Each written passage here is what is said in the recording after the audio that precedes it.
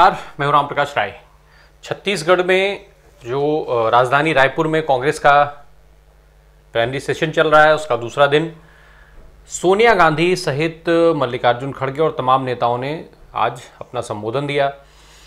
अपने संबोधन में सोनिया गांधी ने अपने 25 साल के पूरे सफ़र का खाका खींचते हुए, पूरे सफ़र के बारे में बात करते हुए यहाँ तक कह दिया कि अब उनके संन्यास का समय आ चुका है। दरअसल सोनिया गांधी जब बोल रही थी तो उन्होंने साल 1998 में जब से कांग्रेस पार्टी की कमान संभाली तब से लेकर के और अब तक के सफ़र की बात की, और साथ ही साथ उन्होंने ये भी कह दिया कि भारत जोड़ो यात्रा की समाप्ति के साथ उनकी जो पारी है वो भी समाप्त हो सकती है। राजनीतिक पारी जो है वो अब उनकी अंतिम पड़ाव पर है।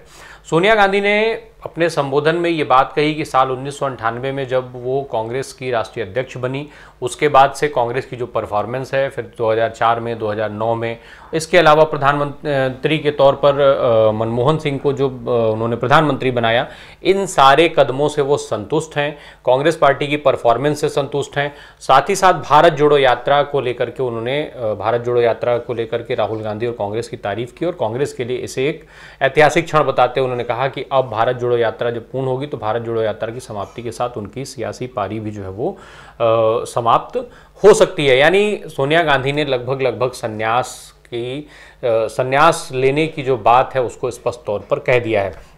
यानी ये माना जा सकता है कि जिस भारत जोड़ो यात्रा के दूसरे पड़ाव की बात जो हो रही है, भारत जोड़ो यात्रा के दूसरे चरण की बात हो रही है, भारत जोड़ो यात्रा का जब दूसरा चरण समाप्त होगा तो फिर उसके बाद शायद सोनिया गांधी सक्रिय राजनीति से खुद को अलग कर लें, खुद को दूर कर लें। ये एक बड़ा निर्णय वहाँ से निकल करके आया है।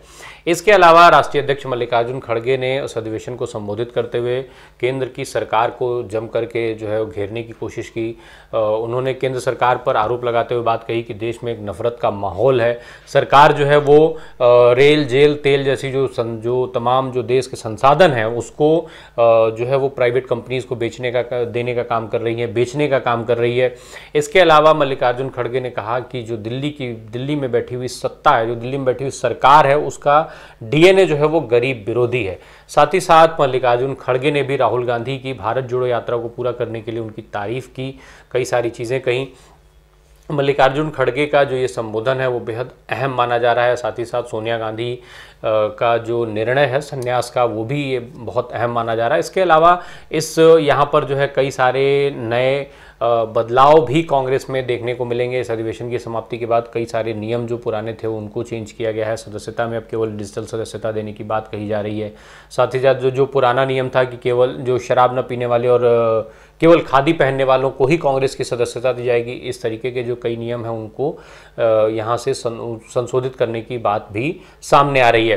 बहरहाल आज मल्लिकार्जुन खड़गे ने जो संबोधन किया, जो बातचीत कही, जो लोगों से जो तमाम सारे आरोप लगाए सरकार पर, और साथ ही साथ उन्होंने सरकार को घेरते हुए कांग्रेस पार्टी को और मजबूत करने की बात कही। आप सुनते चलिए मल्लिकार्जुन खड़गे के संबोधन के कुछ अंश। दूसरी बात, आप सबको मैं याद दिलाना चाहता हूं कि राष्ट्रपिता महात्मा गांधी आज के करीब 100 साल पहले 1924 में मेरे गृह राज्य कर्नाटक में बेलगांव महाधिवेशन में कांग्रेस के अध्यक्ष बने थे। गांधी जी ने आज़ादी के लिए गांव देहात से लेकर किसानों और मजदूरों को कांग्रेस के झंडे तले खड़ा किया, नई दिशा दी।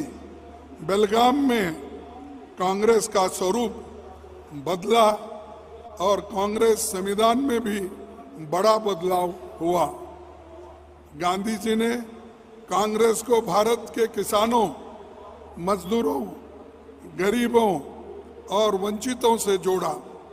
कांग्रेस की वर्किंग, डिसेंट्रलाइजेशन हुई और कई काम हुए।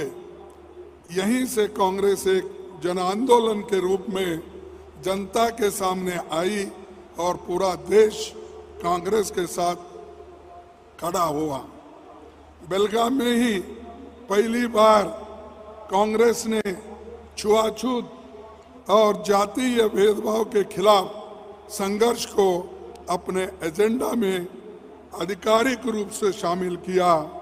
ये विचार आगे चलकर भी वंचित वर्गों के लिए समान अधिकारों के संवैधानिक गारंटी का आधार बना।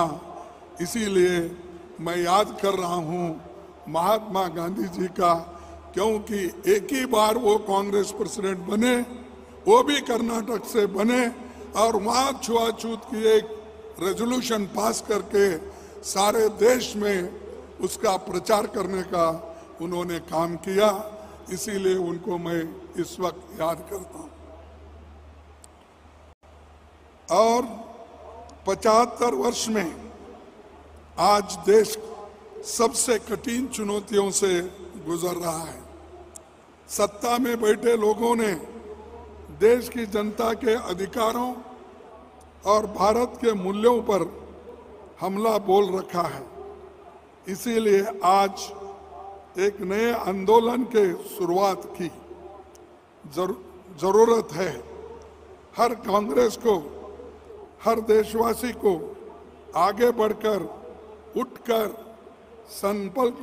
संकल्प लेकर ये कहना होगा, सेवा, संघर्ष और बलिदान।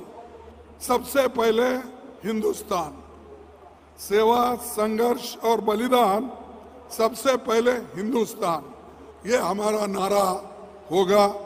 और देश को आज सेवा, संघर्ष और बलिदान की जरूरत है, क्योंकि भारत अपने सबसे कठिन दौर से गुजर रहा है। आज भाजपा अपने सत्ता के स्वार्थ के लिए संसद से लेकर सभी संवैधानिक संस्थाओं की मर्यादाओं का अधिकार को तोड़ रही है। भयंकर रोजगारी युवाओं के भविष्य को अंधेरे में धकेला जा रहा है। कमर तोड़ महंगाई से जनता के घर के बजट बिगड़ गया है। नोटबंदी और गलत जीएसटी से छोटे कारोबार एमएसएमई को बर्बाद कर दिया है। फसल की कीमत न देकर किसानों की आमदनी को खत्म कर दिया है। नफरत के माहौल में देश के सामाजिक माहौल बिगाड़ दिया है।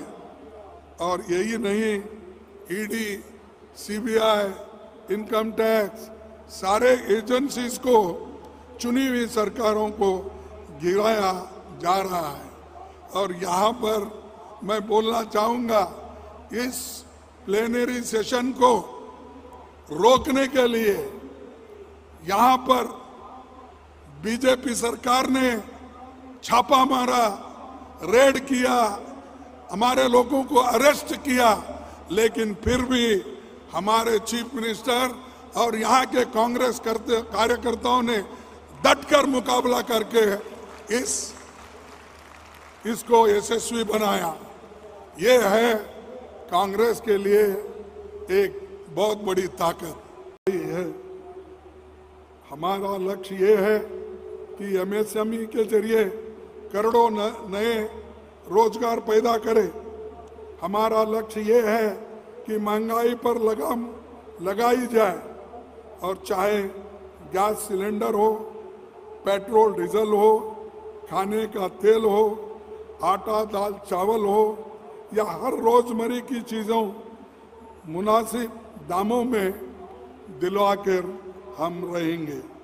हमारा लक्ष्य ये है कि गरीब और अमीर के बीच जो खाई का काम चल रहा है, मजबूर और पास हमारे मजदूर के पास काम नहीं, गरीबों को सम्मान हो, सामाजिक न्याय सरकार का धर्म हो, और रोटी रोजी का मौका सबको मिल पाए। हमारा लक्ष्य है कि देश के अन्नदाता किसान को न केवल फसल की कीमत मिले, बल्कि देश का पेट पालने वाले को कभी भूखे पेट न सोना पड़े। हमारा लक्ष्य है कि नफरत का माहौल खत्म करना, और देश के हर गली कूचे में मोहब्बत की दुकानें खोली जाएंगी, जहां नफरत का बाजार है। गरीब, आदिवासी, अल्पसंख्यक सर उठाकर जिंदगी जिए और उन्हें बराबरी के मौके पर मिल पाए। हमारा लक्ष्य है कि देश के संविधान संस्था में बैठे लोगों की जवाबदेही भी सुनिश्चित करें, लोगों के अधिकारों की रक्षा भी करें और बगैर रोक टोक के अपना कर्तव्य निभाएं। हमारा लक्ष्य है कि देश की सरकारें जनता की वोट से चुनी और बदली जाए, न कि नोटों की बोरियों से या ईडी, सीबीआई, इनकम टैक्स के धमकी से सरकार न बदले। ये हमारे भविष्य का रोड मैप है। जनता और सरकार के बीच भागीदारी और साझेदारी का नया रास्ता हम खोलेंगे। इसीलिए तो मैं कहता हूं, देश के लिए एक साथ, देश के लिए हर एक हाथ से हाथ जोड़ो, आओ भारत जोड़ो।